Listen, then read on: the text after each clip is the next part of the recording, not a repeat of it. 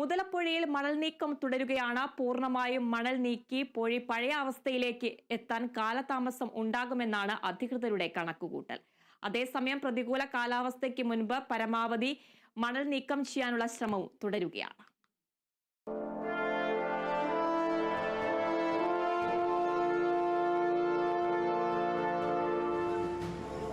11 വർഷങ്ങൾക്ക് ശേഷം ആദ്യമായി പൊഴിമുഖം പൂർണ്ണമായിട്ടും അടഞ്ഞപ്പോൾ മത്സ്യത്തൊഴിലാളികളുടെ ഉപജീവനമാണ് പ്രതിസന്ധിയിലായത്.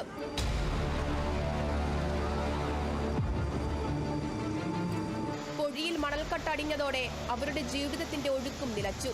പലതവണ പല രീതിയിൽ പ്രതിഷേധം നടത്തിയത് അധികാരികളുടെ കണ്ണു തുറപ്പിച്ചില്ല.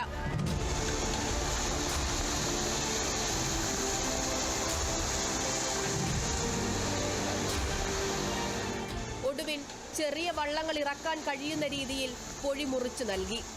സാവധാനം അതും അടഞ്ഞു.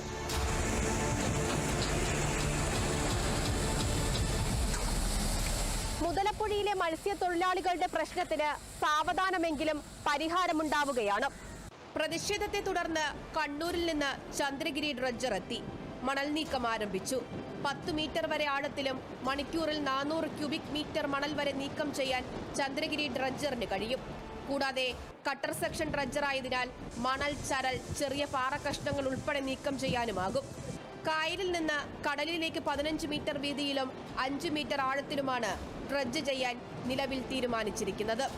കാലതാമസം കുറച്ചേറെ ഉണ്ടായി എന്നതിൽ സംശയമില്ല. എന്തായാലും ഡ്രഡ്ജിംഗ് ആരംഭിച്ചു കഴിഞ്ഞു. എത്രയും വേഗം മണൽ നീക്കം പൂർത്തിയാക്കാനുള്ള നടപടികൾ തുടങ്ങിക്കഴിഞ്ഞു. അതിന്റെ ആശ്വാസത്തിലാണ് മുതലപ്പുഴയിലെ മത്സ്യത്തൊഴിലാളികൾ.